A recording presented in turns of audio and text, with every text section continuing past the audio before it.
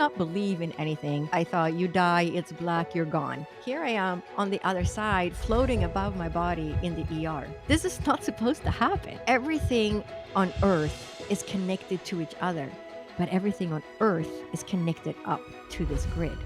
We repeat patterns from our ancestors, whether it's physical, emotional, or spiritual. And so there is also an ancestral component, and then you also have your past life component. You don't always get to remember. They decide what they want you to remember. That exact message that I got in 2004, I have gotten from 4 professional mediums, and it always comes through the exact same way. We all have spirit guides, right? We have a whole team of people that help us. They're so close to you, and they're trying so hard to make you learn and do the things you came to do in this life. We're starting to understand that Western medicine can't solve all the problems. They saved me too quickly in the ER, so I didn't get the full effect. We had to throw in an extra near-death experience so we could really get me on track. Everybody doesn't get to tap into it, but we all have the capacity to do so. The only way you can really get there is when I was young, after I graduated from college, I was a programmer and a systems analyst at IBM. So talk about, the conservative look with the blue skirted suit and white shirt, blue Super pumps. I mean, the grounded. whole right, the 1980s, and that's I was very I did not believe in anything about afterlife. I did not believe in any religion. I thought, you die, it's black, you're gone. That was my perception of life. I really didn't have any beliefs. I was raised in Sweden and I moved to the United States when I was 21. And I was confirmed in Sweden. So everybody in Sweden back then, there was no separation of church and state. So if you were born in Sweden, you were automatically a Lutheran. And so if you didn't want to be a Lutheran, you had to tell someone. And it was the church that kept track of all the people. So when I needed a passport as a child, we went to the church to get the passport. So very, very different times. And so I was confirmed. When I was 14, I did not believe in anything. I barely remember what they taught me because I just had no belief system in place that there could be anything bigger than myself. I was very, very materialistic. My father was a physician and he was very scientific in his approach to life. And he was raised going to Sunday school since he was 3 years old. But he never took, we would go for weddings or like a Christmas or something like that, but we weren't church goers like some people grow up going to church. So here I am, in my early 30s. I took a leave of absence from IBM, and after my first child was born, so I had a boy, and then 2.5 years later, I had another boy, and 3.5 years later, I had a girl. So this was my third child. And it was 1992, and I had just turned 34 years old. We were living in Huntington Beach, California, and this was in the middle of the summer. So that plays a role. So I looked like the picture of health, which is why people never caught that something could possibly be wrong with this young woman. So I gave birth, and it was in the early, early morning hours. And as I was contracting 3 minutes apart, a 7.4 earthquake hit. So the entire hospital was just rolling from side to side. It was a new hospital that was built on rollers. And we were in the eastern part of Anaheim, California. So, for those of you who know where Disneyland is, it's in Anaheim. But we were on the eastern part, so it borders the desert. And this earthquake was centered in the desert. And that's why there was no major destruction because, it was far away from the city. But we were probably one of the last buildings before the desert, so it rocked. And so I'm 3 minutes apart contracting, and this earthquake hits. And I'm lying on this table, and my husband, the nurses, the midwives, everybody was leaning over me to hold me down because I would literally have flown off the table. It was that bad. And you know how they have all those little metal trays with all the instruments in the hospital? They were levitating like up and down, just bang, bang. So I'm lying on this table. We lose all the power. Everything goes black.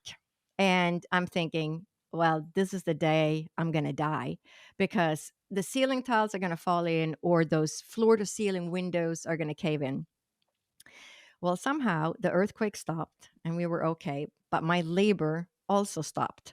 So if you're giving birth and you're about to be eaten by the tiger, you're going to get yourself to safety and then you're going to give birth. So the labor stopped and eventually it started back up.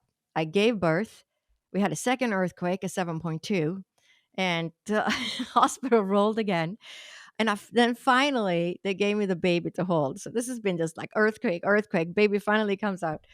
They give me the baby, and I have this excruciating pain in my abdomen. And I just scream to my husband, take the baby, take the baby. And I'm just arching my way backwards. And so that was the first time I hemorrhaged. And they massaged my uterus. They put me on IV drop. I mean, under normal circumstances, they would probably have done like a DNC, go in, scrape it out, whatever the bleeding problem was. But we didn't have any power in that hospital. We were running on a generator. So they stuck me on this IV drip and kept me an extra day in the hospital. So after 2 days, they finally sent me home. Well, I kept having a lot of pain. I felt like I had swallowed a bowling ball and this pain radiating from the abdomen down inside my legs. And I could barely stand up after, going into day 10.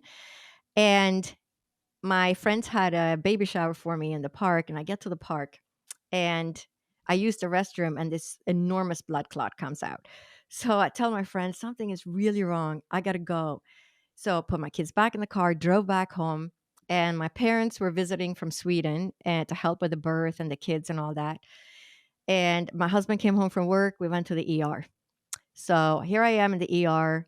They come in, they do a manual inspection, and they say, well, there's not much bleeding going on right now. Kept me for observation for a couple of hours and then said, well, we're going to send you home. It could just have been a second lining. So they sent me on my way. Next day, same thing happens again, hemorrhage again, and it's late at night. So we call the hospital, and I'm just yelling to my husband, I'm not going because they didn't do anything yesterday. What's the point? Because now it's stopped. They're just going to say the same thing again. So they said, all right, we're going to set you up to see the doctor in Huntington Beach, California, Friday morning. So 10 o'clock the next morning, I saw the doctor, told him what had happened, hemorrhage twice. He does a manual inspection and says, oh, it doesn't look like much bleeding is going on now. Could have been another lining coming out. I'm thinking, so many linings. How many linings, can come out? Sends me on my way. No blood work, no ultrasound, nothing. And later that late afternoon, around 4 or 5 o'clock, same thing happens again. Another big blood clot. So we go back to the ER. They have it is a doctor and a young physician come in. They examine me and they say, well, there's not much bleeding going on, so we'll keep you for observation. They close the door and I'm lying there. So at some point, I started bleeding again. And this is like divine intervention, what comes next. Because this nurse opened the door and checked on me, and I can still see her face just like, oh, just this horror with her jaw, way just open. And she can see how much blood there is on how they lie on these papers in the hospital. And so they're all drenched. So she quickly cleans it up, and I can hear the call on the loudspeaker. OBGYN, stat to the ER. OBGYN, stat to the ER. And I'm just thinking, well, finally somebody figured out something is wrong. At least they're gonna they're gonna figure it out now. So this middle-aged physician comes running full speed into the room with a younger physician in tow. And again, he quickly says, how much have you been bleeding? Blah, blah, blah. And I said, well, I bled Wednesday, I bled Thursday, I bled Friday, and now I bled again. It was the fourth time. And so he starts to understand how much blood I've lost in the past 3 days. So they do a manual inspection. And as they do that, another huge blood clot comes out. So I try to sit up at this point. So now it's the fifth time I'm hemorrhaging in 3 days. And I say, I don't feel too good. And he knew how much I had been bleeding. So he just pushes me back down on that table. And at that point, my eyes were closing because I couldn't keep them open any longer. And I can hear all the people coming into the ER, but my eyes are closed. And I'm lying on this table and he just, tips it backwards. So my head is going towards the floor. My feet are going up in the air. And I have a nurse on my right coding my blood pressure. And I have a nurse on my left that's trying to place an IV. But I'm already going into shock. So now my veins are collapsing. right? Which is why they place an IV when you go to the ER. Many times you just get an IV.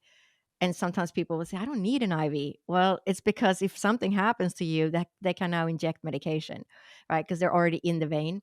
So once your veins start collapsing, it's really hard to get in. It's like when you're dehydrated and try to do an IV. So I can hear the everybody talking, and the nurse on my right is yelling, 50 over 15, hurry.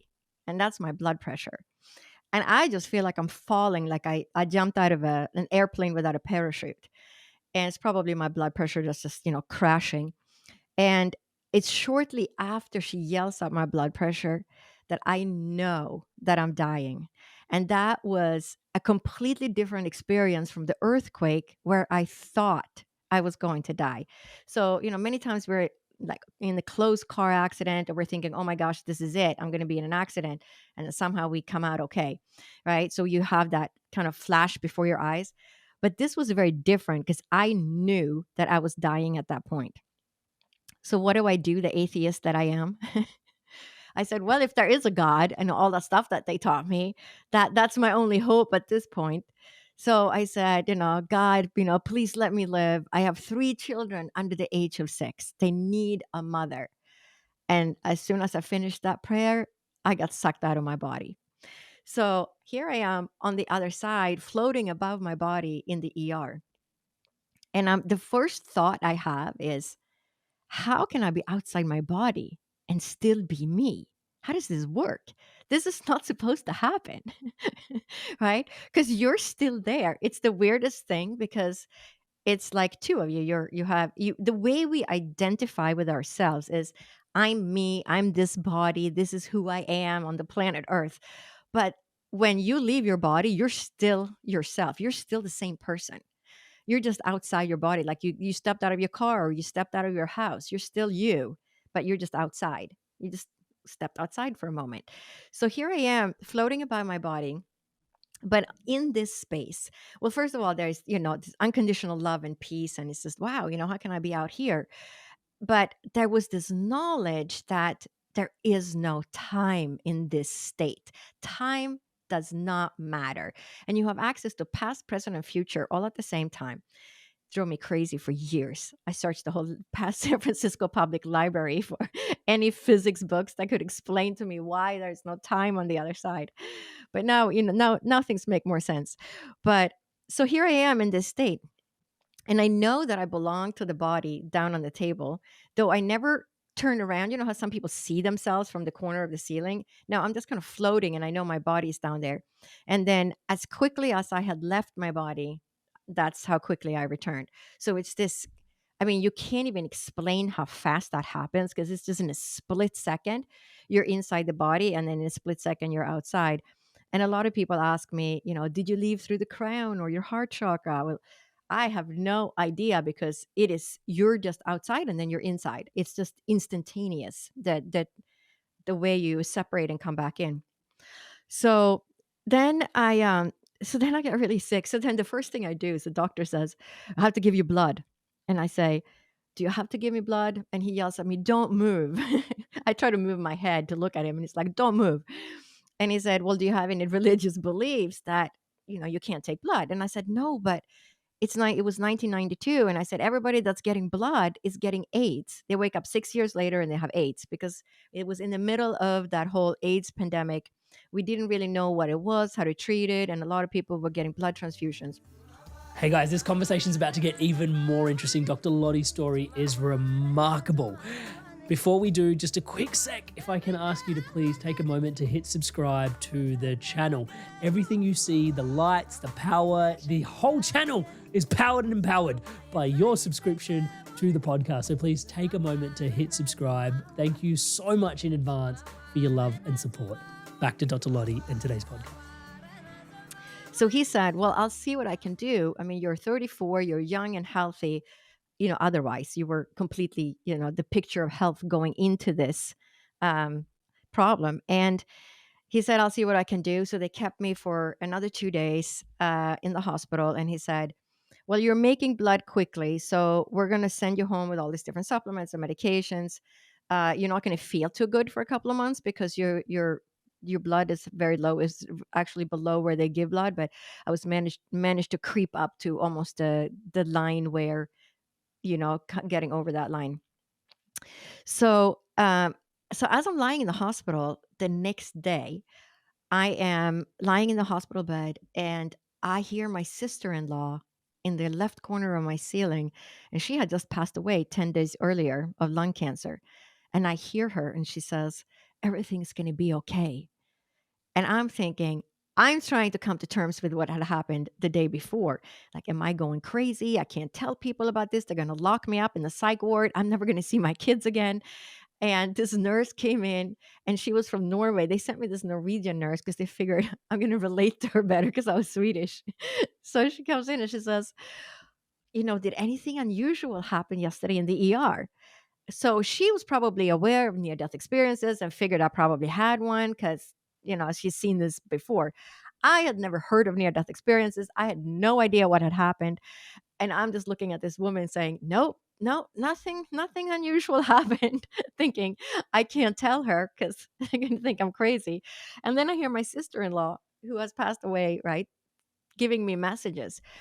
So it took me like 3 months before I could even sit up. So, because I had so little blood, I was under wool blankets with ice cold hands and feet.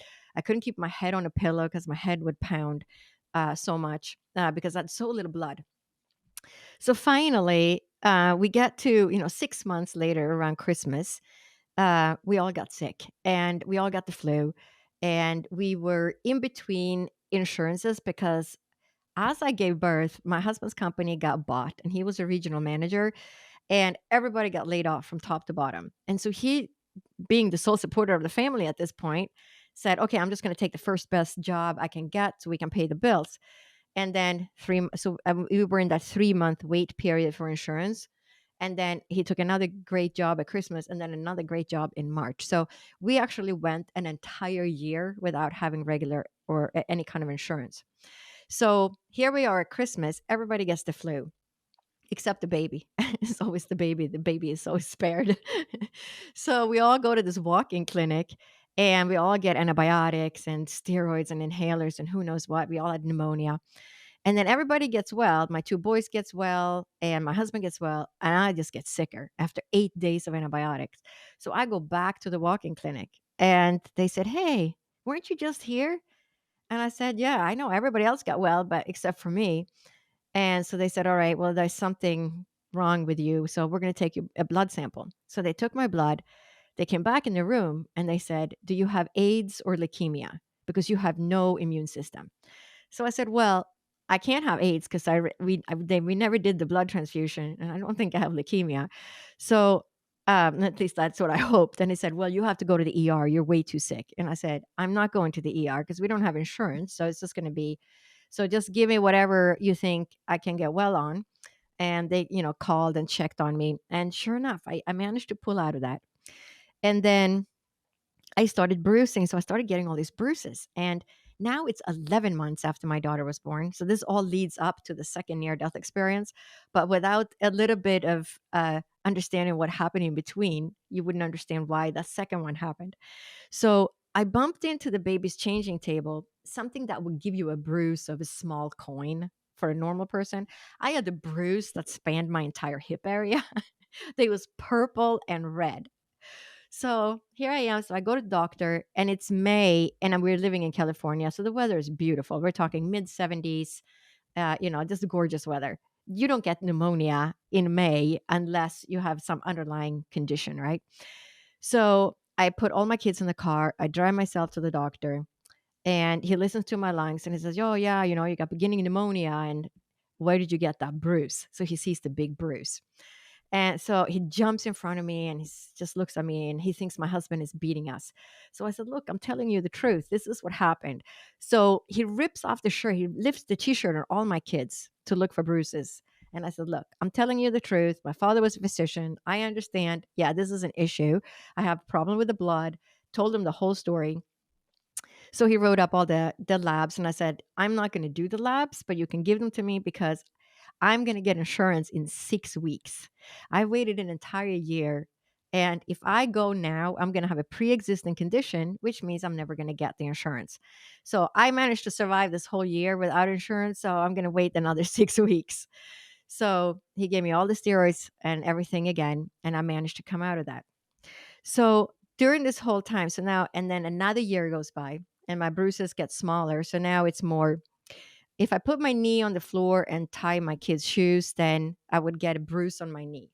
So I bruised very, very easily. And so I know, now I know that, I had a reduction of the platelets, I had a reduction of white blood cells and probably red blood cells. So it's a bone marrow suppression when your bone marrow isn't making enough blood.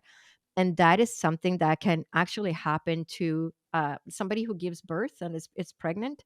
They get this condition called idiopathic aplastic anemia, meaning the bone marrow sort of shuts down. But I was pregnant and I had near death experience, so it kind of fits that diagnosis. But I was never officially diagnosed with it. But having gone to med school and talked to doctors afterwards, everybody's like, "Yeah, that's probably what happened." So during this whole time, I feel like my soul is always wanting to leave. So imagine if you lay a puzzle and that last piece, it sticks up a little bit and you try to pat it so the puzzle piece is all smooth. But that's what it was like with my soul. It was always kind of jumping out or leaving my body.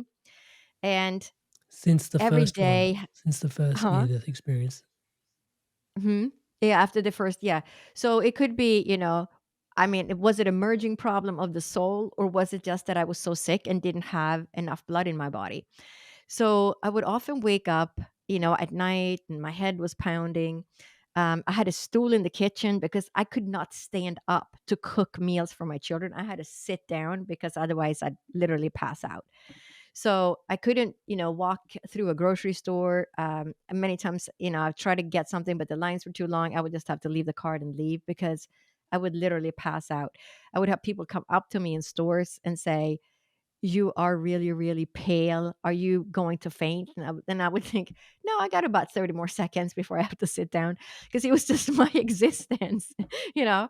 And I was like, "I'm getting better. I'm not gonna go." And everybody was on me. "Oh my gosh, you have leukemia, or you have this, you have that, you have to see a doctor."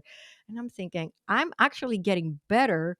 It was slow, but it was, going forward. I was slowly, slowly getting better.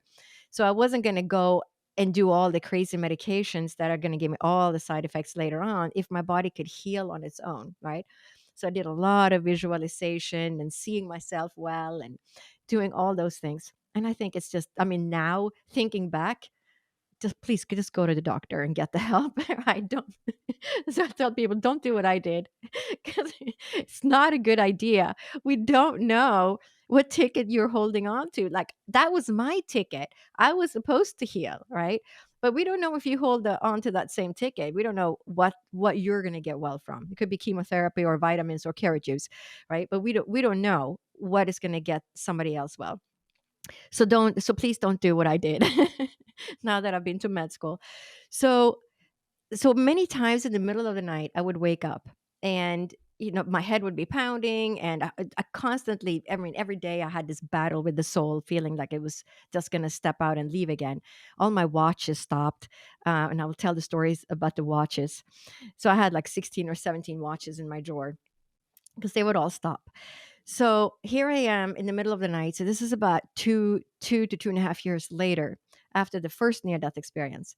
And I wake up in the middle of the night and the same thing. My head is pounding, take my head off the pillow, feel like my soul is leaving, say, "No, we're not leaving, we're staying here." And just kind of holding on to that soul. But that was my existence, right? So I've been doing this for 2 years. So I'm holding on to the soul, saying, "No, we're not leaving." But no, that day, that was not going to happen. So my soul, the same thing happened in the ER where 1 second you're inside your body, but the next second you are not. You cannot, there's nothing you can do about it. It's just, you're just outside, like in a snap. But this second experience is so different from the first. And I always feel like they saved me too quickly in the ER, so I didn't get the full effect of putting me on the right path in this life. So we had to throw in an extra near death experience so we could really get me on track for what I'm here to do. So this second experience, I just get pulled out of my body, and it's more like Star Wars of tumbling through space, where it's just darkness, and I'm just tumbling through space. And I get to this place that I call the mid station only because there was an awareness of that you could go higher and you could be lower. So I call it the bouncing station, like they sent me back. So it's like going, you go into a skyscraper and there's 100 floors. You push the button for the 50th floor. When you're on the 50th floor, you know there's floors above you and you know there's floors below you. You don't know what's on those floors because you're on the 50th floor, right? You only see that floor because that's where you're at. But it was that kind of a feeling that it was like a ladder, like all these different levels. And this was the level I was at. And so I get to this place, and the first thing that happens is I hear the most beautiful music. But this music you cannot make on planet Earth. I tried. I sat at the synthesizer for like a week with over like 200 sounds, hitting every sound, but there's no sound that sounds that beautiful because it's just crisper and cleaner and just more beautiful than any sound that we can make here. So I'm thinking, where is this music coming from? And I look to my right and I see a little log cabin. Literally, it looks like a Swedish sauna, like this little tiny log cabin. I always wonder why we see the things. Everybody sees something different. So I see this little log cabin that looks like a sauna, and I open the door and I'm thinking the music must be coming from this little cabin, but it's empty. So I was like, wow, there's nothing there. So I look to my left and there is a mirror image of the exact same cabin that was on my right. So I open the door, I look inside, but it's empty.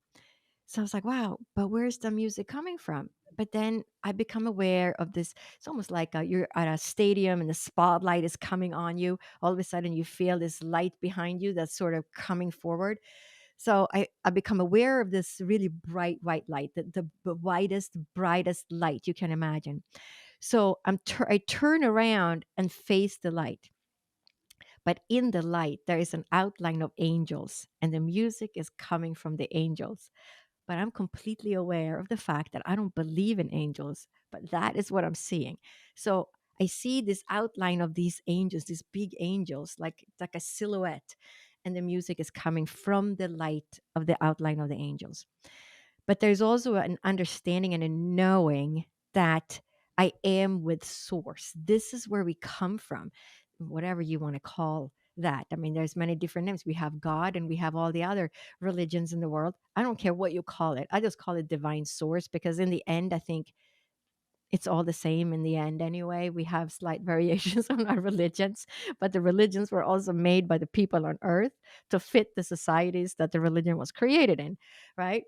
So divine source, but there is this understanding that we come from this bright white light. We are part of that bright white light, and we go back to that when we die. And it's like we carry that light within us. We're part of it. We're part of the creation. So here I am hearing this music, and I know I'm with divine source. And then there are two spirit guides, and the one on my right says to my other one, "What is she doing here? She can't be here. She has to go back." And I'm like, "No, no, no. Wait a second. How can I be outside my body and still be me? How does this work?" I've been waiting 2 years for this answer, and I haven't found anything yet. So the spirit guide to my diagonally to the left in front of me says, "Well, if I told you, you wouldn't remember." So, and I've heard other people talk about this too. Like there's like this little mechanism, the button they turn on or off. Like, oh, you get to remember this, but not that. It's like it's some way of controlling what we get to bring with us back. But then it's like I'm standing on the moon, looking down on the planet Earth.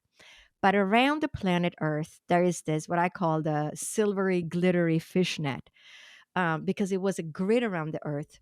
But this is 1994, so we don't have Google yet. We don't have the internet. We can't search on the internet. This is back in the day when we typed in a website to find something, and then you got there and it was a still picture of something. We didn't have the search engine yet. So it's like, so he says, everything on earth is connected to each other, but everything on earth is connected up to this grid. And with that knowledge, I got sent back. And that is the knowledge that has, propelled me through life. And And literally what my work is today is to understand that interconnectedness of our physical, emotional, and spiritual body, with our own past lives, with our ancestors, karma. I mean, you name it. We are so entangled energetically and physically via DNA to everything, to everybody that came before us, and everybody in our soul family, and everybody that we meet, right? So it's this constant entanglement, that we have with each other. But that was the grid that they showed me. And then it wasn't until, let me think, I started med school 2012. So in 2013, 2014, I actually told the story for the first time to my daughter, because they were so afraid. They were going to, Mom, you're not going to die, are you? That was their whole childhood. So I could never really go there until they got older and really tell them. And my daughter looks at me and she goes, Mom, that's called the grid. You can Google that. It's on the internet. And but I had given up. Like in the early 2000s, I was like, that's it. I give up. I searched the San Francisco Public Library for anything that could show me what the grid was. Why is there no time on the other side? And after by 2002 or 2004, I said, that's it. I give up. I'm just putting this to rest now. And then it was about 10 years later. I was like, wow, there it is. So we are, we're all entangled with each other. But then, so then there was a lot of other things that happened. So after, right after I had my first near death experience, my watch stopped. And I was so annoyed that I didn't have a watch, because we didn't have cell phones back then. That's how we told time. We was back in the day when we had answering machines, landlines. So it was very different. We had VCR tapes when the for kids to watch movies. So my watch stopped, and it wasn't until 9 months after my daughter was born that I had the strength to go into a store and get a new watch. So I get a new watch, and I wear it for about 5 days, and it stops. So I said, I was so annoyed. I was like, what a bad brand. I should have spent more money. It's like, I have a problem with this watch. So I brought it back to the store, and I said, I don't know, this watch stopped. And she said, wow, that's so weird. We haven't gotten any other watches back. And I said, oh, well, they said, go pick out a new watch. So I picked out the same watch again, wore it for 5 days, and it stopped. So then I go back again to the store, and it's the same song again. Oh, we haven't gotten any of the other watches back. Why don't you go pick out another watch? And I said, yeah, it must be a problem with quality control in this manufacturing plant. Being a business major as an undergraduate, that's where my mind went, was the quality control. Operations management has an issue. So I picked out a different watch, different brand altogether, wore it for 5 days, and it stopped. So then I told my friend, I said, this is so weird. Like, all my watches are stopping. And she says, it's not the watch, it's you. It's you that's making the watch stop. It's not the watch. So, and then there was, all these other issues. 11 months, when I had that big bruise, I also walked by the television, and it turned on. And I'm thinking, okay, so my oldest child is now 7. My other boy is 4.5. That could be a prank that a 7-year-old could pull. Let's get the clicker and turn on the TV when mom walks by. But the kids were outside. They were playing with the neighbors, outside their house. And I'm looking, is anybody else watching TV? The TV clicker was on the coffee table. So I go ring 8 neighbors' doorbell, because I'm thinking somebody is watching TV. They have the same television we have, and they were just playing with the clicker, and it went out their window, in my window, and turned on my TV, right? I needed a scientific, logical explanation. So I go ring all these neighbors' doorbells. Well, they were either not home because they were at work, or the people that were at home said, no, I'm not watching TV. So I walk back in, and the TV turns back on. So I'm like, okay. So I'm the one turning on the TV. I'm starting to get this now, because all the watches have been stopping. VCRs wouldn't turn on, would turn off. Um, and then 6 months later, we got a brand new vacuum.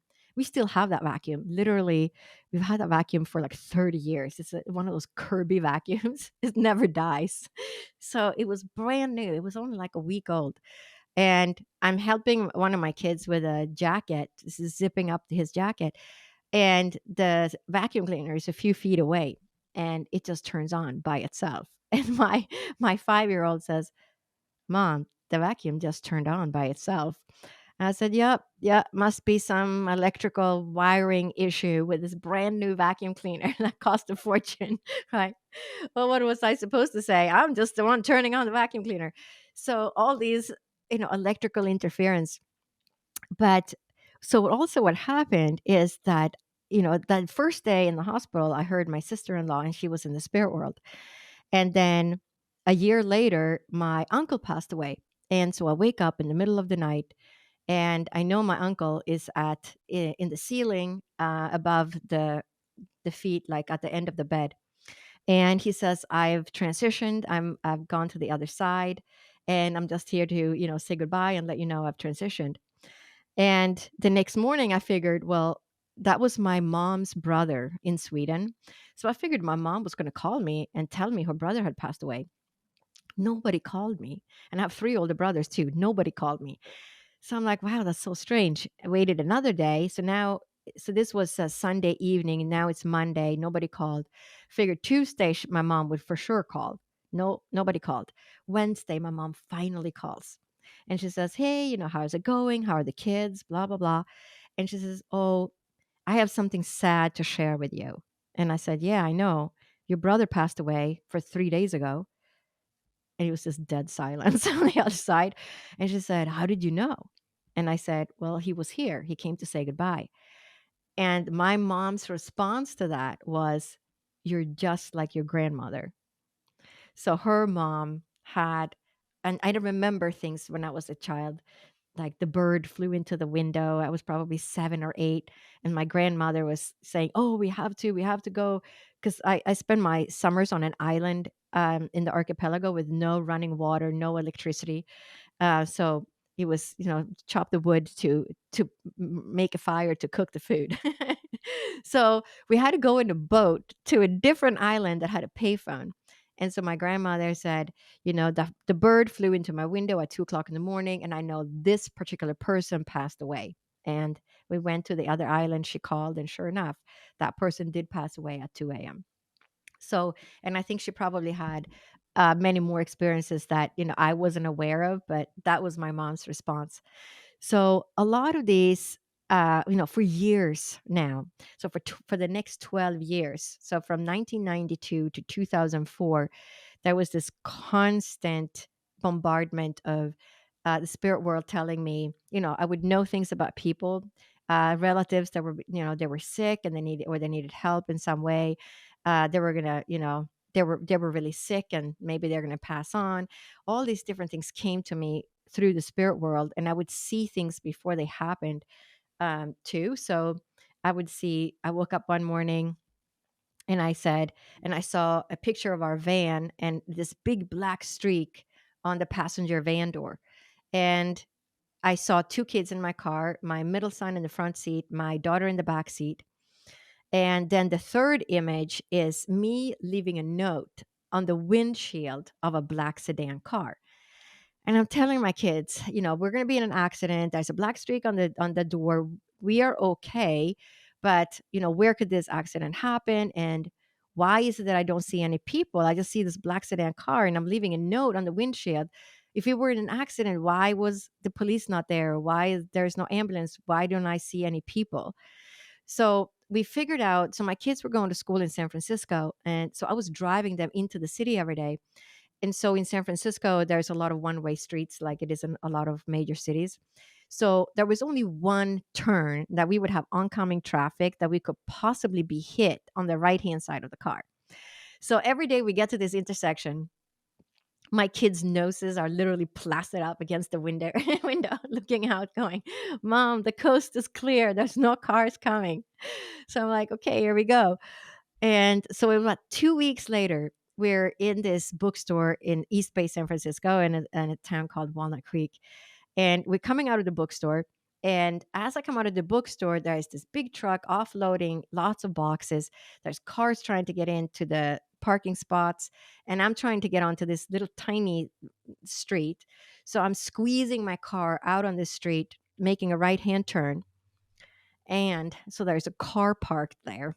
So as I make that right hand turn onto the street, the right hand side of my car scrapes the car that's parked. That is a black sedan car. So at that point, I was like, oh, there it is. There's that streak. So I get out of my car, walk around. Sure enough, that is the exact streak on the passenger van door on the side. And here I am leaving a note on the windshield of the black sedan car. Luckily, his car was barely any damage. It was just this long black streak across my door. But so there was a lot of things like that happened for 12 years where after in the beginning, I didn't trust what I was receiving. So I would either tell the kids or I would write it down like in a notebook, because when those things then later came true, I would say, oh, it's just a deja vu. It's just a deja vu. It's just, I couldn't have seen it. Right. And so the very scientific mind, just I needed more explanation. I needed proof that this is really true, that you can tap into this. And I saw my kids. I had a remote viewing of my kids. So, and this is about 2002, 2003, so right before 2004. And I see, so that middle boy, he has a driver's license now. So they had my car, and they were in the city. My daughter's in the back seat. My son's girlfriend is in the front seat. And all of a sudden, I'm, half an hour away from the city. I'm at home in our house, like walking to the kitchen. And all of a sudden, it's like I'm standing on the street in San Francisco and I see my kids in the car, and my son is looking at the light. He's waiting to make a U-turn. And the light is changing from green to yellow, and it's going to go to red. And he's waiting for that moment when it hits yellow before it goes to red to whip the car around, making a U-turn. And so right when it hits yellow, he steps on it and he whips the car around in that U-turn. And I see the truck coming on the opposite side of the road. And you're thinking that the truck is going to stop because the light's turning yellow, but he doesn't. He steps on the gas and so he's going full speed through the light on yellow red. But my son is whipping the car around. So he's starting from zero, right? And the truck is accelerating. So I see this and I see that truck missing my kid's car by literally an inch. It was, almost touching.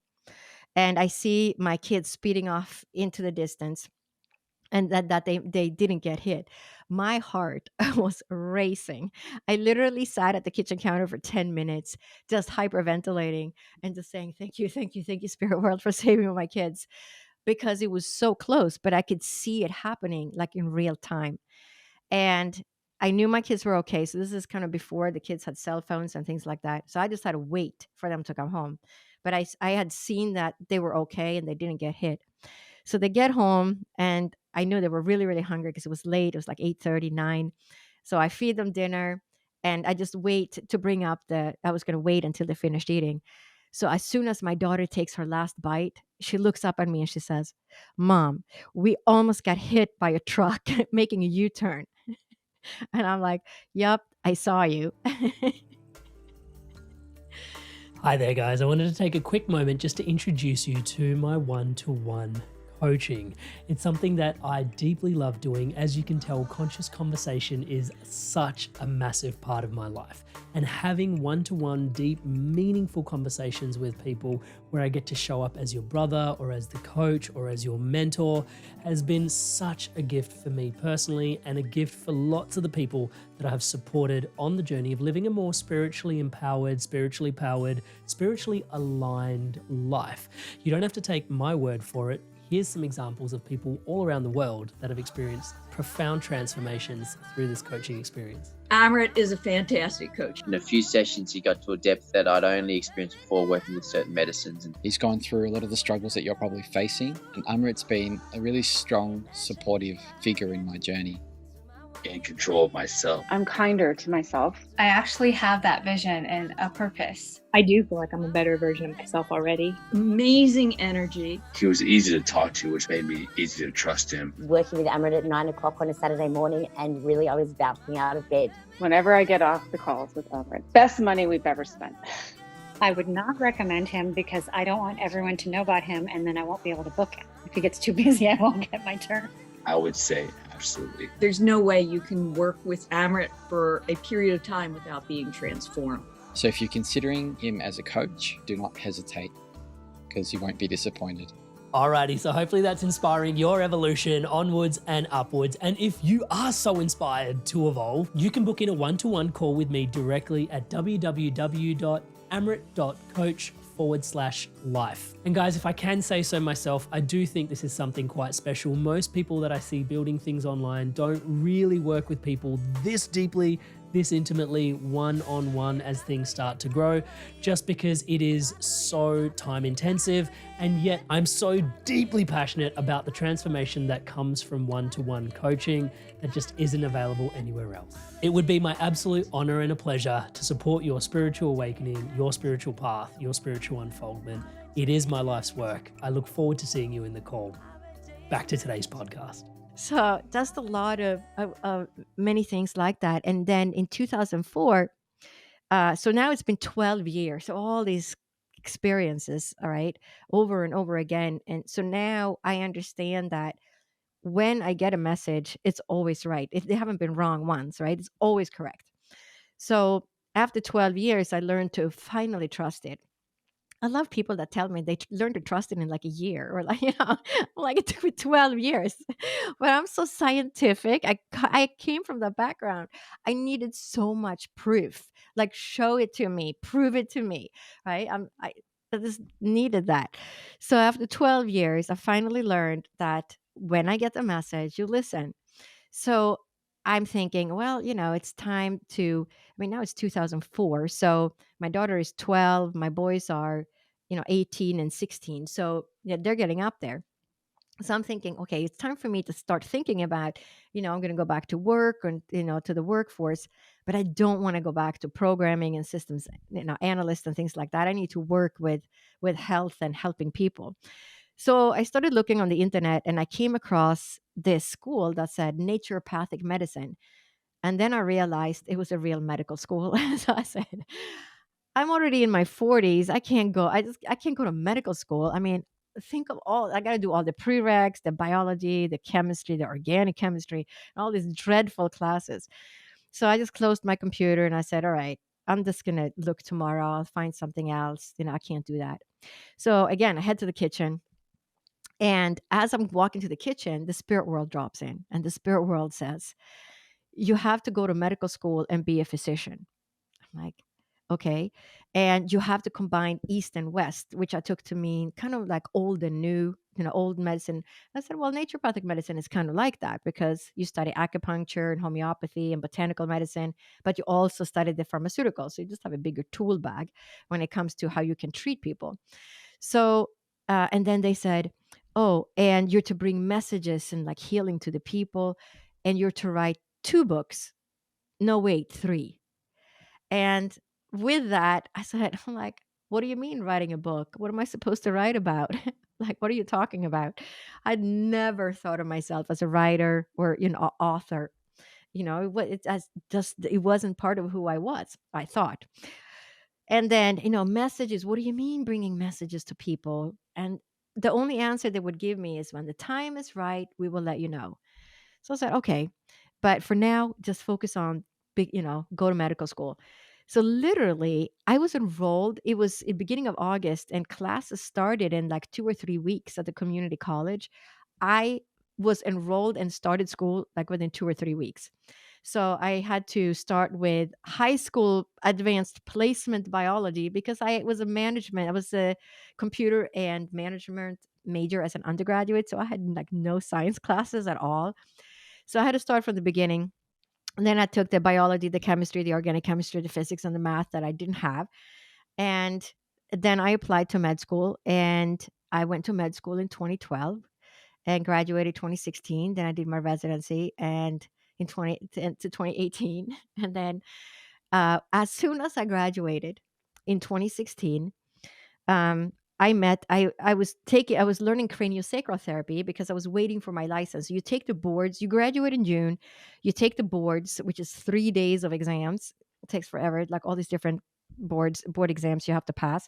And then you have to wait about a month and a half to get your license, because everybody in all of the United States take those exams at the same time. And if somebody, when they correct those, they say, well, 50% of the people answered this question, they chose answer B, but answer A and B is actually correct, so we have to throw out that question, right? So sometimes it could be they don't realize that you could actually interpret the question in two different ways, and so those questions get thrown out, and so that everybody gets graded the same way across the entire nation. So that's why it takes a little bit of time. So I was waiting to for my license. I didn't even know if I had passed my boards. So I meet this woman at the craniosacral therapy in San Francisco. I flew to San Francisco, and we have dinner. And she says, amongst other things, I'm a medium, and somebody is here who wants to give you a message." And I'm thinking, there is no way she can tell me anything about me. Like, I grew up in Sweden. I have such a different, experience. So I said, sure, sure, bring it on, kind of smirky, like, it's just not going to get anything right. So sure enough, she has my mom, and it's very obvious. She talks about, being on the island and fishing and all these different things, and my management training at IBM and all these different things. And she says, you have to go to Arthur Findlay College and study mediumship. I'm like, I can't do that. So she keeps saying, your mom says you have to go to Arthur Findlay College. And I'm like, I can't do that. I just graduated. Like, I got to do my residency. I don't even have my license yet.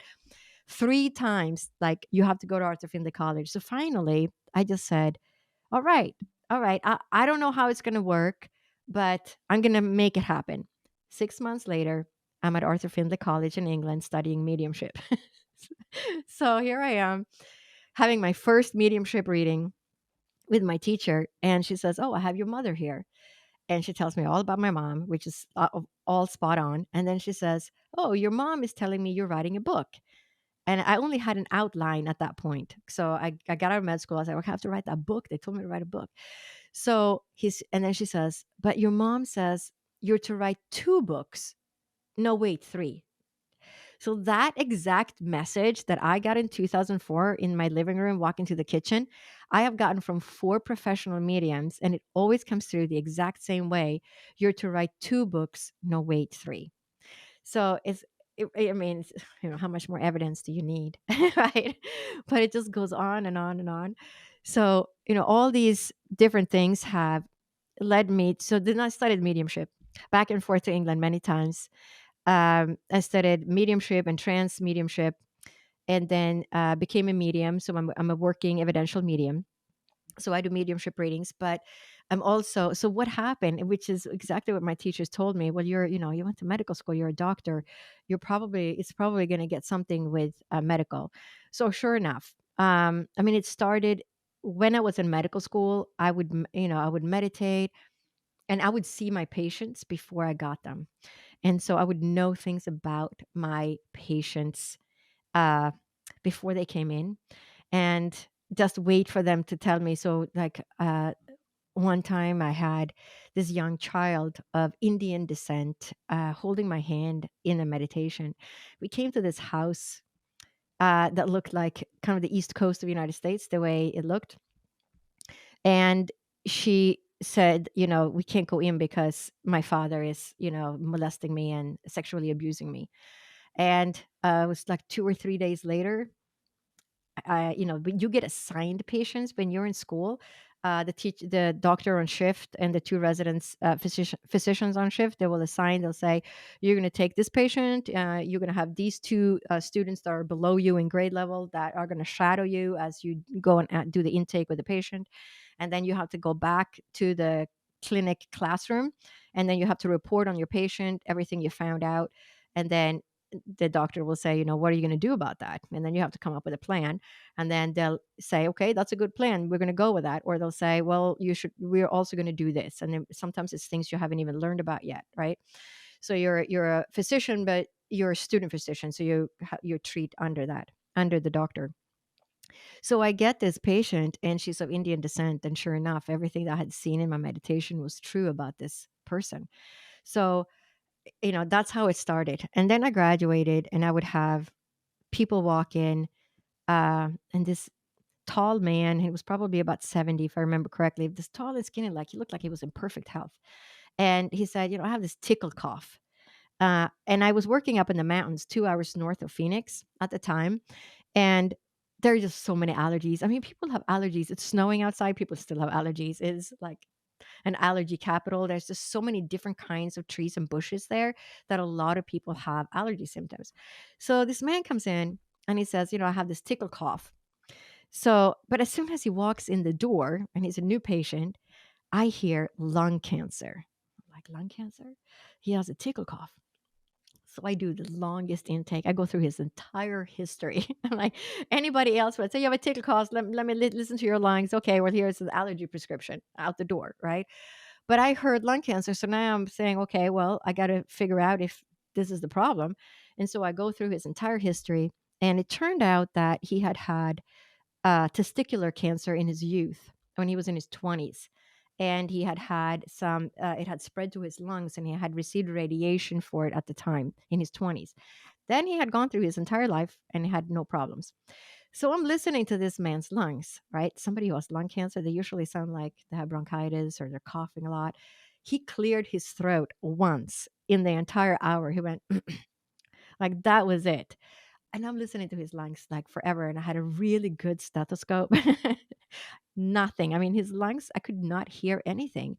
So I was really puzzled by, hearing that he had lung cancer. So I said, hey, with your history, having had those spots on the lungs when you were in your 20s, and even though I can't hear anything right now, and you just have a tickle cough, let's just do an x-ray and make sure that there's nothing going on that, needs to be taken care of. And he said, yeah, absolutely. I feel the same. Let's just do the x-ray. He came back, probable cancer. And so I handed him over to the oncologist in the clinic. And sure enough, he passed away literally within, I think, 2 months. And he was the sole caretaker for his wife that had dementia. And that was the reason I was supposed to discover that, because it gave him time to find caretakers for his wife, put all the papers in order, and then he checked himself into hospice and passed away. So it wasn't for me to cure him, right? It was for me to help him get all his papers in order. But, it's frustrating when you're a new graduate, you want to save everybody. But sometimes I think it's just, that's just how it is. So now I work as a medical medium or a medical intuitive. To me, it's the same thing. A medical intuitive, I tune in psychically to them, to the people I work, because certain people feel certain ways if they have certain things going on. It's just, it feels a certain way. But then I also always work with the spirit world. So even if I'm working with somebody one-on-one on Zoom, and I work with people all over the world, and they'll say, oh, I have all these allergies and all these different things going on. I'm like, well, the spirit world, I say, I know you're talking about all these allergies and your digestive issues and all that, but the spirit world tells me that you have this medical condition. And they're like, yeah, I had surgery for that like 5 years ago. And I'm like, yeah, that's still the problem. Who did you have surgery with? Oh, I had surgery. They did this. I said, yeah, that's why it's still there, because they didn't have the correct surgery. That happens a lot. People get the wrong surgery, right, for certain conditions. And depending on where you live in the world, it gets tricky too. But it's really interesting because I think that the spirit world always guides, there is something about the people that show up on my screen. They have something weird that they have fallen through the cracks, that nobody, they did the test. There's so many things that you go to the doctor, they run the tests, and then they say, well, all the tests look good, right? Because there is no test for the thing they have. Or there is a test, it's just a bad test. So that happens a lot. But I think before you go, if you haven't gone to medical school, how are you supposed to know that? Because I think we all have this thought that, if I get sick, I'm going to go to the ER or I'm going to go to the doctor and they're going to fix me. But the truth is, there is a lot of things that the doctors don't even know what it is, or they don't teach you those things in medical school. So a lot of things you learn when you get out of medical school, and you learn from the patients that you have had. So have you had a lot of patients with weird symptoms that fell through the cracks? Yeah, you're going to be good at figuring those things out then, because that's what you've seen, right? So every doctor, just because It's like people say, oh, I'm going to go to this, institution because they're big and famous. But the truth is it comes down to the doctor. It doesn't matter if the doctor is in a shed behind a gas station or if it's at its big institution, because ultimately it's just the knowledge of that person, what that doctor has experience with. And that doctor could be at a big institution or he could be in a hole in the wall behind a gas station in a small practice. And that's what's so hard about, I think, for people to find the help and the care that they need, because it's so hard to maneuver that, because we have this thought that if you just go to the doctor, they're all the same. That's what you think. They all went to med school, they all know the same, but that's not how it is. And so I think that the people that show up on my screen are often guided to, I don't know what it is. You get that tap on the shoulder saying, "Oh, maybe you should check in with her. Maybe she knows what it is," right? Because it's always something weird that I know about when people have fallen through the cracks. It's kind of fascinating, or it'll have to do with like sometimes it's ancestral, right? It's an ancestral component to it because we take on we repeat patterns from our ancestors, whether it's physical, emotional, or spiritual. And so there is also an ancestral component, and then you also have your past life component. What did you come to learn in this life, right? So when I was sick for all those years, and I know it had to do with reawakening my mind of what I came here to do, the promise I made to myself to live in this life, right? And that's in my astrological chart. And people have told me my near death experiences are in my astrological chart, and I've been told that I most likely had more near death experiences than I can remember, because it just looks like that in the chart. But again, it's not, you don't always get to remember, right? It's just they decide what they want you to remember. But I've also had memories of past lives. So in a meditation, I was lying in a meditation. So this is back in 2017. 2017. Yes, it's 2017 because I lived in a different place. So is in that house. And I had this meditation and I see this row of Buddha statues. And I see it's like a brick fence and I see this old brick kind of looking ruins behind it. And I know that I lived there once and I lived in a monastery with the monks. And I came to the monks as a 10-year-old boy because my parents had died and I didn't know why they had died, but I was sent to live with the monks. So it's like, wow, what a weird meditation. Like, where did all this information come from? So for 3 days, and I was just busy because I was in my residency. So finally, it's Saturday. I Google and I find an image. I was like, wow, that's exactly what I saw. And I just saved it on the phone, but I was so busy. I was writing my book and I was just up to my ears in work. So I just kept it on my phone. And then a year later, I moved back to Phoenix and opened my own clinic. And I told my daughter, I was like, I should go back and see if I can go back into that meditation and see what that was about. So I asked my spirit guides, I said, hey, bring me back to that place with those Buddha statues, show me more. So now I get back to this place, but now I'm in this big temple and I see this huge Buddha statue, this gold statue that just looks enormous.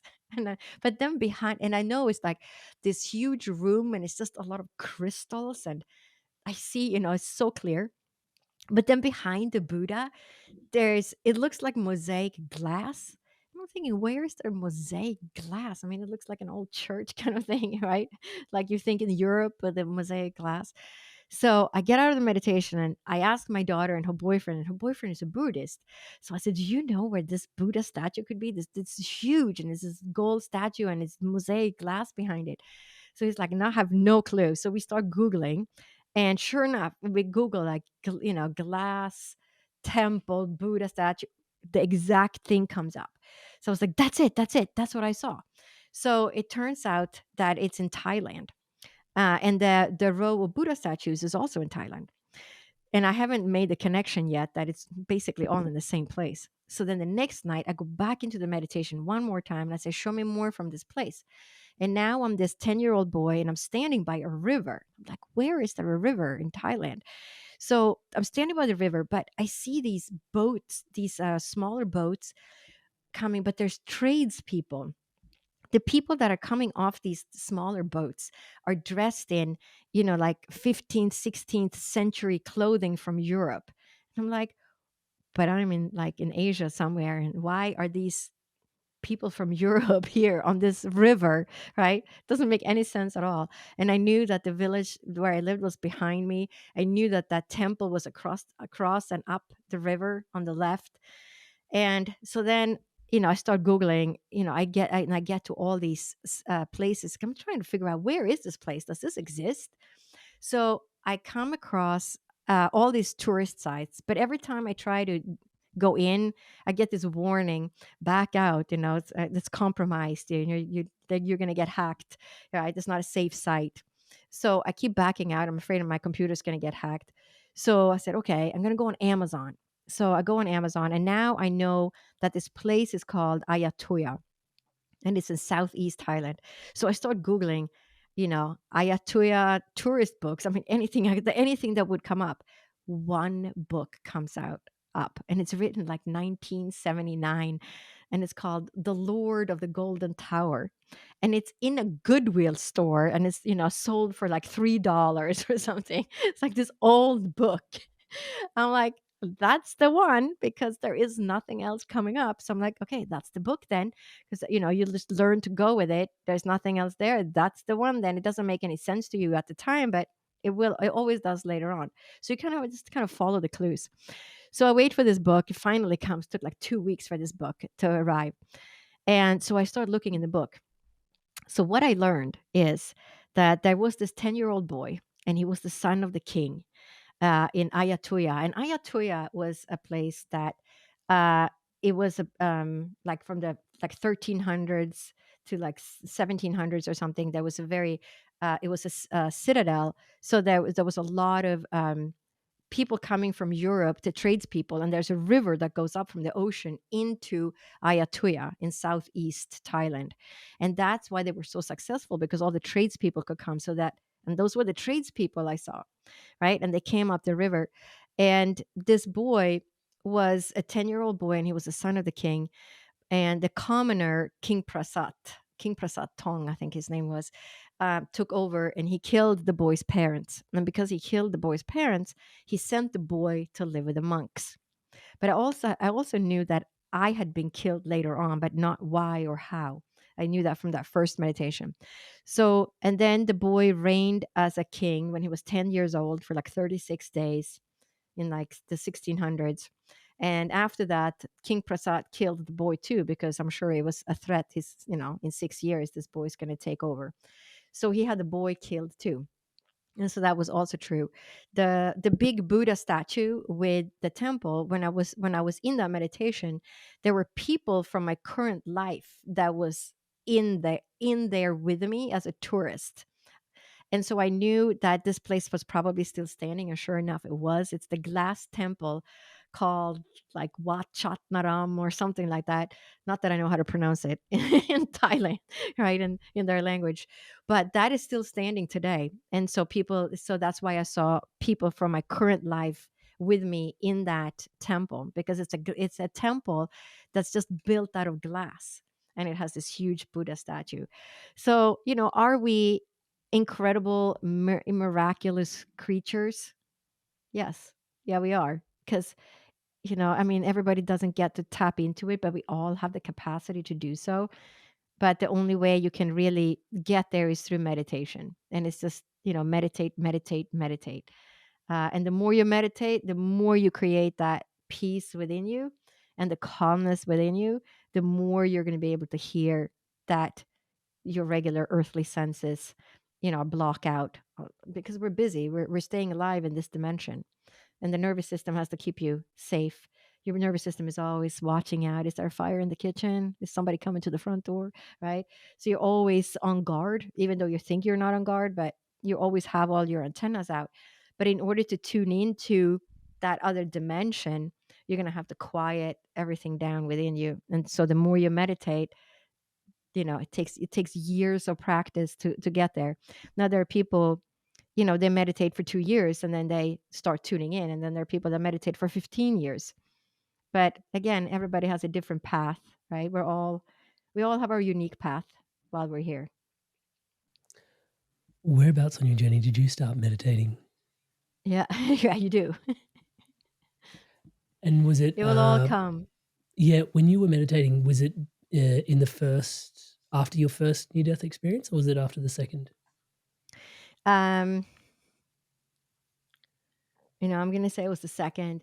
I mean, I did, because during the first, it was just contemplation, I would say, but not so much meditating. I would just start hearing things, and I didn't know if I was crazy or if it was, true in the beginning, because I didn't have that belief system in place. So I would say it was more after the second experience, and I had all the experience with the watches and seen the spirit world and relatives that had moved on, and that's when it really started happening, the meditation. You mentioned that they get to choose what you bring back. They decide what you get to remember. Who are they? That's a good question. I think it's our spirit, the spirit guides, our advisors, the ones on the other side. We all have spirit guides, right? We have a whole team of people that help us. We have our main spirit guide, and I would say I have a session called Messages from Your Spirit Guides. And typically what comes through is, 9 out of 10 times it's going to be that main spirit guide. And it's the main spirit guide that sort of says who you are in this life and what you're here to do. And the spirit guide, the way the spirit guide shows themselves is like almost like in some ways a mirror image of the person I'm working with. So because it's almost like you're a reflection of your spirit guide, because they're so close to you and they're trying so hard to make you learn and do the things you came to do in this life. That's how I look at it.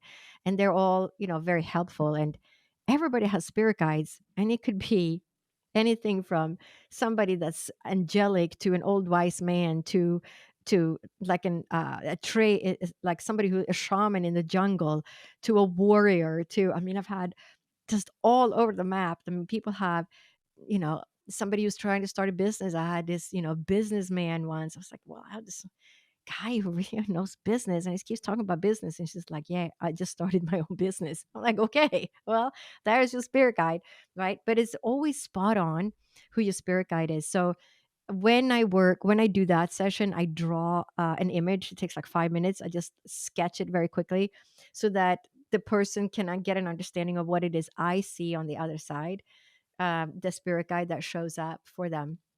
So that's a really fun session, because it can be really helpful with, figuring out who you are and what you came to do. And it's always something much simpler than we think it is. We always think is, oh, I came to start this business and do all these great things. And that might be part of the plan, but what is that core thing you're here to learn? So that's a really fun session.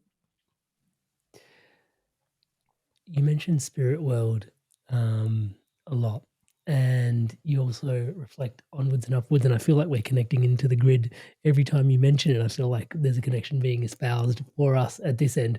And there are some connotations about the grid I want to ask about as well, because it sounds a lot like Indra's net, but contained within. Yeah. Anyway, so many Yes, questions like about Indra's spirit net. world I'm right there with and the you. net and the grid. Like, Yeah. can you unpack spirit world for us a little bit? I know Yeah, it's a I big. mean the grid. I mean that's how I look at it too. It's Indra's net, because everything is connected to the grid, and everything is reflected infinitely back and forth between all the components that are connected to the grid, right?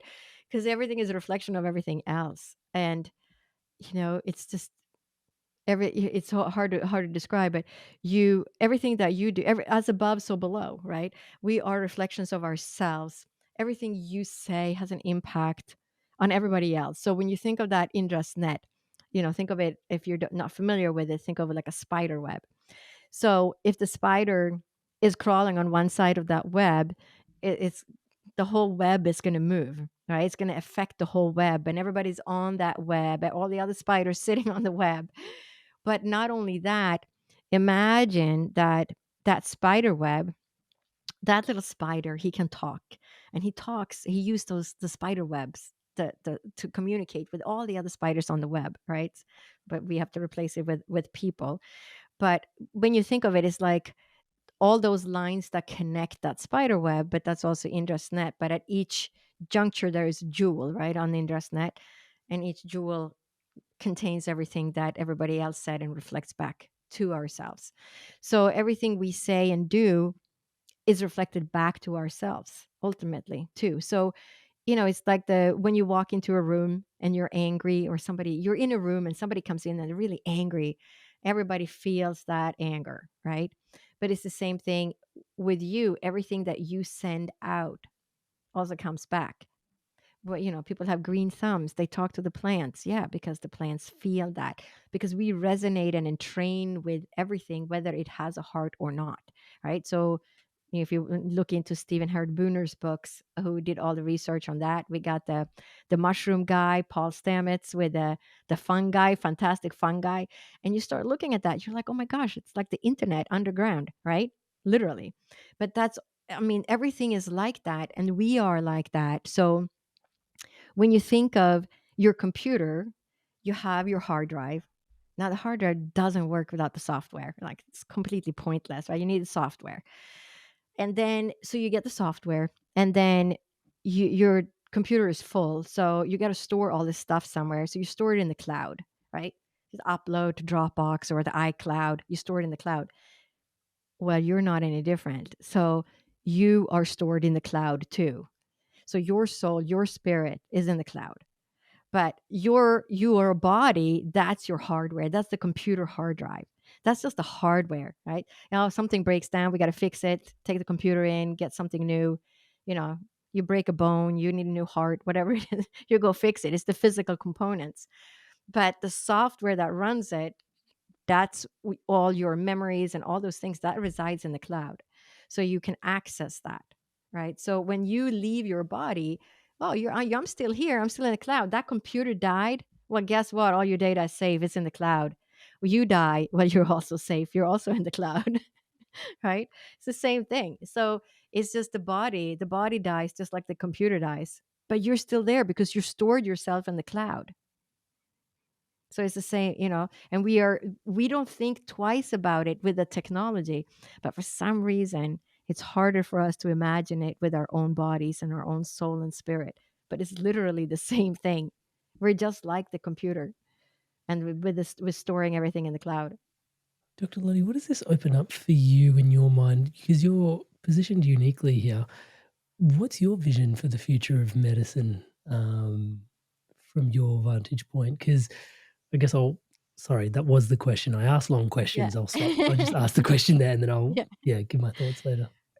Yeah, the vision of the future medicine. I think, we're coming to a point where we're starting to understand that Western medicine can't solve all the problems, right? Western medicine is really good at certain things. Like if you have a heart attack, you're in a car accident, you get shot at, you're going to go to the ER, they're going to patch you up, and you have a high chance of being taken care of. What we're not so good at in Western medicine is all the chronic kind of conditions, right? We're really good at the emergency medicine stuff.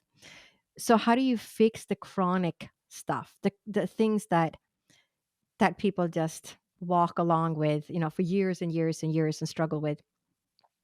Now, part of the problem, I'm going to say, is the pharmaceutical companies, because as long as that's a profit, they're gonna make medicines that everybody has to take every day of their life, because that's how they're going to make a profit, right? People buy they're on the stock market. So in order to heal people, I think we have to look at the whole being. We can't just look at the one component, right? So if you have a software virus, you're not going to fix the hardware, or you're not going to, what I'm saying? You're going to have to you're going to have to take all the bots off your computer. You're going to have to fix the software in order for the computer to run again. But that software, our software, is the emotional and the spiritual many times.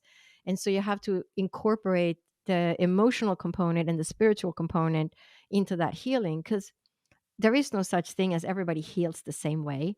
Everybody has a unique journey of why they're sick. Is it past life karma? Is it ancestral? Were they born with it? A lot of people are born with things and they don't show up until they're in their teens or 20s. But they literally, it was the way that the tissue got laid down in utero. And then later on, those problems show up. Sometimes people don't know that they have problems until something else happened, like the pandemic, and they got COVID, and now they're sick and they have long COVID. Well, they had an underlying condition of some sort that was never detected. So, how do we fix that? But again, we have to take a bigger look at incorporating the spiritual, emotional components into the physical well-being in order to really create healing for people. You mentioned your near-death experience. The first one happened, and then the second one happened, and the second one was meant to happen, and that it's almost like your soul was like this puzzle piece that didn't click back in until like you had the second one. You actually got downloaded the insights around the net and your connection to spirit world, and you were gifted the ability to bring that back amongst many other things, obviously clairvoyance, clairsentience, and like so many other things that Right. you brought back. But then also, yeah, I guess the question is around your being and trust, because you've also then, as you weave your way forward, you're picking up this book, and it's like, it's the only book, so that's the book I must get from Thailand. There's a significant amount of trust that is Mhm. we're able to source from your sharings here today. Can you tell us a little bit about trust? Yeah. So when that started back in 2017, I had been to Arthur Findlay College once, and I was going through this transformation.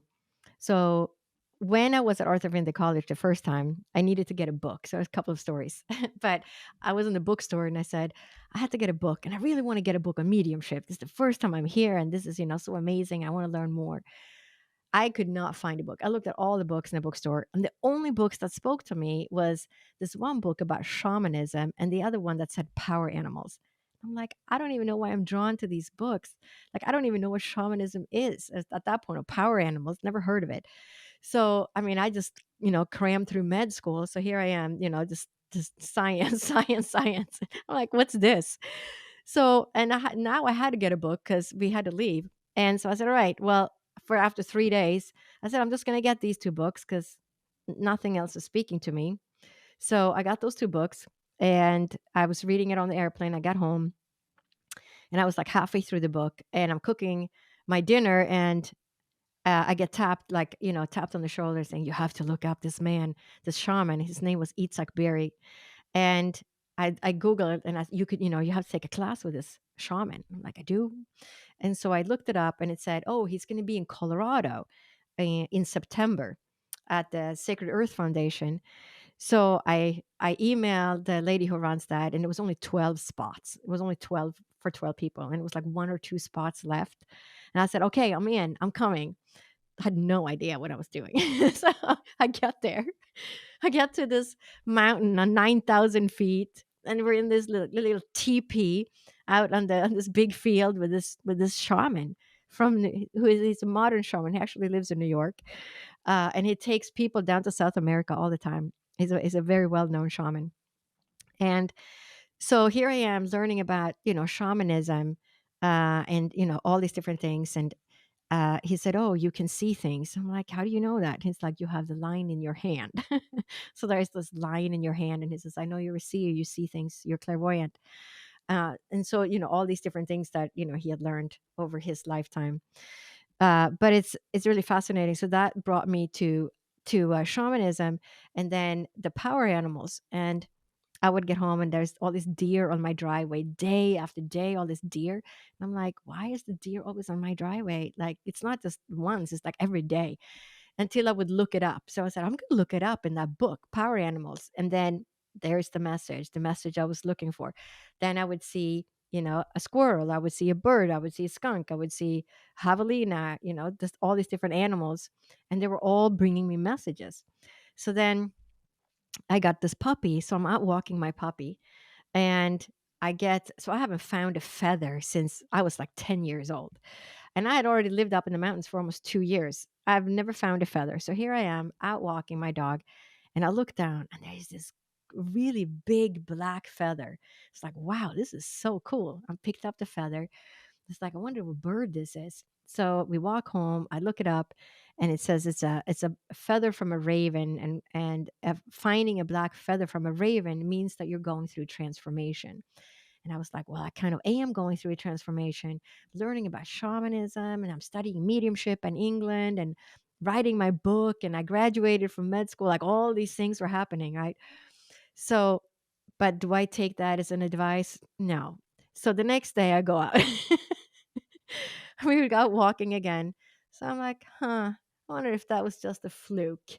So I look up at the sky and I say, hey, spirit world, if that really means that I'm going through a transformation, then let me find another feather today. And I'm like, I haven't found it. I found one feather, right? The one the few days before, since I was like 10 years old. So I look down, there's another feather. So I pick up the feather. I'm like, wow, I got two feathers. 2 or 3 days go by. I'm still skeptical. So I go back out and I say, all right, well, I did find two feathers, but if it really means I'm going through a transformation, then let me find another feather.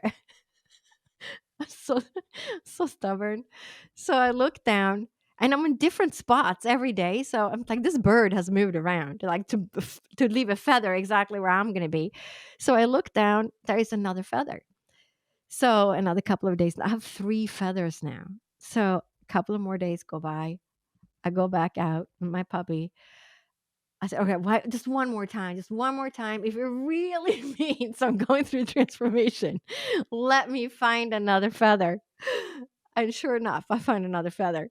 As my daughter, she laughed so hard. She was crying. She was like, how many confirmations do you need? You've been doing this for I don't know how many years now. 2017, like 25 years I've been doing this. Like I've been hearing from the spirit world. I get messages about my patients, but do I trust that a feather could mean that? So I needed four feathers in order to trust it. But I think it's, I mean, that's just the skeptic I am. I was raised as a scientist, and I'm still skeptical sometimes. I need a lot of proof still, even though now I've learned to trust it. But you still when something happens, you're like, okay, prove it to me, right? But I think it's a good thing that we want that proof, because otherwise we start thinking that everything is crazy, like, oh my god, there's a penny there, and there's another coin over there, and a white feather is landing on my shoulder. Like everything becomes messages, you know what I'm saying? You get too crazy. So I think it's good to have, ask for it again. You can say, if I want to hear from my mom in the spirit world, ask for a sign. Say, I want to, I want to find a pine cone, or I want to see a pink tiger. You're not going to see the pink tiger in real life, but you might see a pink tiger. All of a sudden, a commercial pops up on your screen, and guess what? There's the pink tiger. So, it gives confirmations, even though when things seem very unrealistic, or you ask for things that you think are not going to come true, but sometimes they still do. So because the spirit world they're very clever, and they find ways to prove it to us that they're really there. Expanding upon trust in an individual's journey, I guess this question's more centered around purpose, because some part of this conversation also like alludes to, well, you had your two, and maybe there were more based on your astrological chart, near-death experiences. Mhm. But somehow everything's happening in divine order. But then I'm sure there's some people that are tuning into this conversation that are a bit more entrepreneurial in their nature, and there's a lot of push in their frequency, whereas there's a connotation to also allow in this conversation as well. The sort of dance and the balance from your awareness between that pushing versus the allowing, and maybe even what it does to our nervous system, actually, now that I'm talking to a doctor.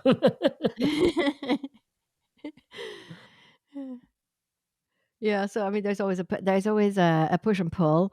How much do you push, and how much do you let things just come naturally? And I think there is a time you can never push things forward. There is a divine timing for everything that happens, and I think the more we relax, the easier life gets. Because sometimes of course, you're not going to become a doctor if you sit on the couch. You actually have to go to med school, right? You have to take action to make things happen. But there's also sometimes you just have to relax and wait for things to fall into place. Like there's a right time when everything is supposed to happen. It's like if you follow your astrological chart, your numerology, and all of that, you can see, there are certain windows when certain things are supposed to happen, right? I would say those are absolutely true. Do you know now what happened with all the electrical interferences, the watches, the TV? What is that? Right, what is that? That's what I say too, what is that?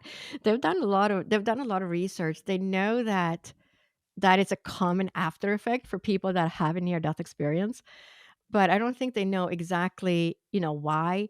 But I mean, it makes sense when you think like, we have polarities, kind of north and south within our bodies.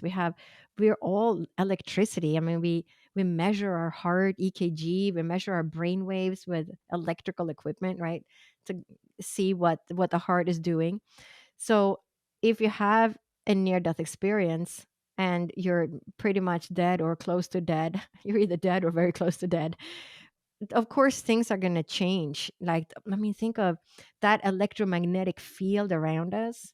Like something's going to happen to that. And so I think that's what interferes with certain people demagnetize things. So I have a friend who has not had a near death experience, but she demagnetizes all the hotel cards, the key cards. She cannot put it in her pocket because that won't work when she gets back to the hotel room. So she has to put it in the purse. It has to be off her body. So there are people that naturally also have these weird things about them, you know? And what is that? I don't think we know yet. I can't wait to find out though. I'd love to ask you a question, and this might be a little bit inappropriate, so tell me if I it's know it's tell me if it is. Your daughter. yeah. Earthquake on one side, earthquake on the other side. Yeah. Just is she a force of nature? Like, what is going like, Right. I just wanna know. So she's 31 now. She's turning 32 next month because she was born 92. And literally, we are in each other's astrological charts because we've done overlays with astrologers to like, was this all planned? And basically, they look at us and say, yes. So it's really interesting. We have things at like the exact degrees, of in the chart that corresponds to when I had. So this one astrologer who told me that first near death experience was July 10th, 1992. My daughter was born June 28th. So it was 12 days later.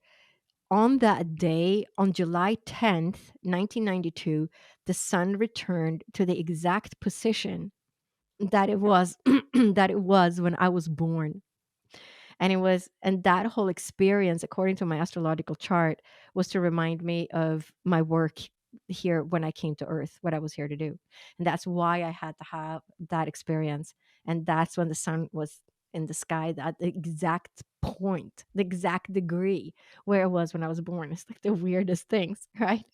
I mean, I don't know astrology that well, so I kind of have to just rely on what they tell me.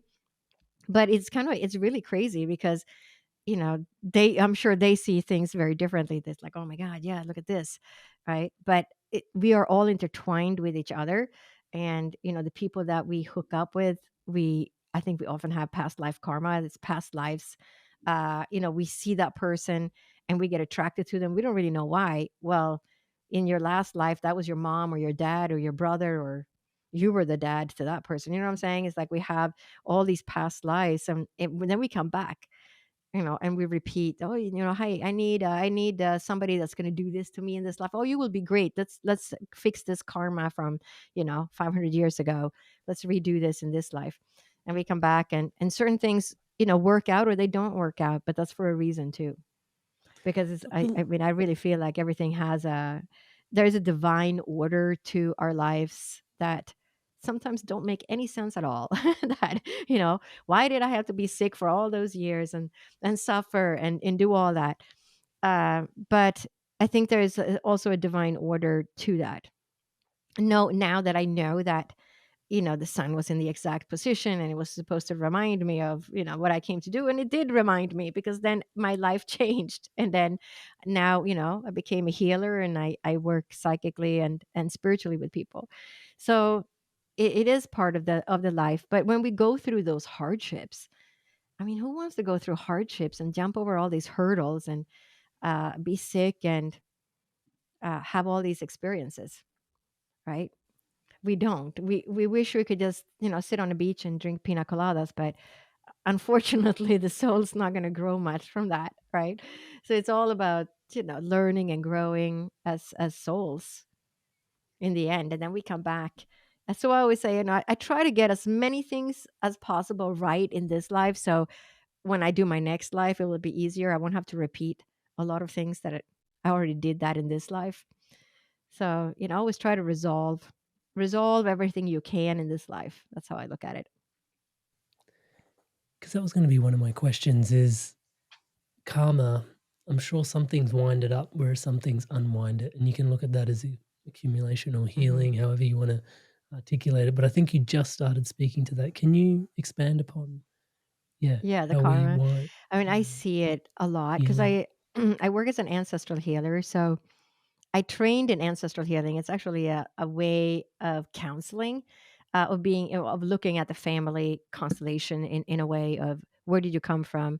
So when I work as an ancestral healer, there's also a spiritual component. So when you find the things wrong, so this it could be, I can't get along. This is my third marriage. I'm having a hard time in my relationships. Tell me about your childhood. What was your mom like? What was your dad like? And you can see the patterns. So many times we have patterns just repeating within the family. And it doesn't have to be a repeating pattern, but it's something that is just really common. And we see that with families that struggle with drug abuse or alcoholism.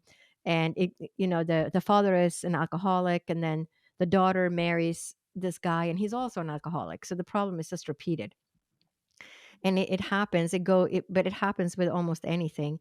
And so there is a component of when you work ancestrally with people. When I do ancestral healing, there is a part of that, the issue that they're struggling with, whether it's physical or emotional or spiritual, that it comes from their own experience, right? So we have our own experiences. We were not treated right in childhood. Mom was an alcoholic and she was a single mom, and I was never cared for, right? So of course that's going to cause problems because you were never cared for as that young child. You took care of yourself. So that's going to lead to problems. But then there's also the ancestral component of that, the mother that is the alcoholic, where did she come from? Oh, her mother died when in childbirth, and she was raised by the uncle who molested her or whatever. So all those problems came from that. So it becomes an ancestral component as well. So you have to create healing and an understanding for why the problem arose in the first place. Why is it that this person today is struggling with relationship issues and only being attracted to people that are alcoholics, let's say, right? That comes from the treatment that that child had as a child, but it also stems from the ancestral lineage of the things that the people that raised this person, what were their issues, and where did they come from, and what were their parents' issues. So you kind of have to detangle it. But when you see it, when you get an understanding of why it is you're struggling with an issue, and it could be anything. It could just be, I have a hard time stepping into my own power, or I feel like an imposter. Like I can't even take the diploma out and put it on my wall, right? I had a lawyer that told me I can't even put my diploma on the wall. I feel like an imposter. Somebody's going to find out I'm not good. Meanwhile, they have an incredible, high powered lawyer career, but that's what they're feeling inside. Well, where's that coming from? Well, then you detangle that and you say, oh, here, it's coming from your dad or your mom or your grandma or whatever. But then when they see it, that's when you create that aha moment. And I work with, doctors, psychotherapists, counselors, and it's fascinating because I think sometimes we can't see our own issues because we're so entangled with our own emotions about the problem, or like we're still mad at mom or still mad at dad or something. And I have psychotherapists and physicians and counselors tell me, they just start laughing when I tell them, well, it sounds like this is your problem that's coming from here. And they say, oh my gosh, I can't believe I couldn't see that. I do this for people all day long, right? But it's true. I think it's just, so it's really fascinating because even though you work with it, like these people work with these scenarios all the time and have for years, but when it comes to your own problem, it's so much harder to untangle it because you're stuck in this rut and your emotional patterns. But then somebody else comes in and says, oh, here it is. But then you see it, then you can create healing for it. And so then we always do it like a spiritual meditation journey. So I guide them on a meditation journey to release the issues that have come up, and now that we can see where they're coming from. So then we create healing for that, because like Indra's net, right? We're all connected to everything else. And in order to truly resolve the issue, you have to see it, you have to understand it, where it's coming from. You need that aha moment. And then you also have to create healing for that issue that you have now identified, so that you can sort of restore the Indra's net, right? You're restoring the energy frequencies of these issues, because in the end, we're just energy. Everything is energy. Our emotions, the way we are, the way we exist, the way Indra's network, everything is just ping ponging back and forth. But when you see it and you understand it, then the problem often just gets resolved, like right then and there. Because it's like when you're teaching a child fractions, and and the child says, I don't understand. 1/4 is what? And then you get a pizza, and then you divide that pizza into 4 slices. And you say to your child, how many pizza slices are there? And they go, 1, 2, 3, 4, 4. And then you say, all right, go ahead, take your slice. All right. They take 1 slice. And you say, how many slices did you take? 1. How many did we have altogether? 4. 1/4. You took 1/4 of the pizza, right? And all of a sudden the child says, oh my God, I get it. I get fractions. 1/4, 2/4. Now they see the pizza. So that is the same thing that happens with the ancestral healing. It's like that aha moment gets created, and then now they see it, so it's not a problem anymore. Alrighty, guys, just a quick tune in here. I'd love to ask a question of you guys. What is your awareness around energy and medicine and energy medicine? What are your thoughts in this space? Let me know. I'd love to hear from you in the comments section below. What's your experience with energy medicine? Had any interesting stories of your own to share? Let me know. That's me in the comment section below. Without too much further ado, back to Dr. Lotte and the episode. Wow. So many questions. We are coming up on time. For those that want to work with you, Dr. Valentin, how do they find out more about you? Right. Just go to my website, Dr. Lotte, so DRLOTTE.com. Perfect. And on there, you can also see, I teach courses live online. I also have self-study courses online about, I just developed a new course called Connecting with Your Spirit Team. And that is a great, it's like 8 modules, and it's about 3 hours total. But I take you from the beginning. So you learn how to meditate correctly, and then connect with your spirit animals, connect with your spirit guide, connect with higher source and divine source. And then, how do you then move on into mediumship? It ends with that. And I just wish I had learned it in that order, but I learned it backwards. I started with mediumship and worked my way backwards. But that was just my journey. So I created this course specifically to help people kind of jumpstart them. So, where do I even begin? How do I do this? How do I talk to my spirit guides or spirit animals? So that is listed under courses, and then you click on online courses, and it'll take you into the Teachable platform. And then if you go to sessions, that's where you'll see all the different sessions like medical medium, medical intuitive, remote health consulting, messages from your spirit guide, ancestral healing, mediumship readings, if you want to connect with a loved one in the spirit world. So all those different sessions are listed there. And then sign up for my newsletter so that you know when new things happen. There's lots of things happening and lots of courses coming up.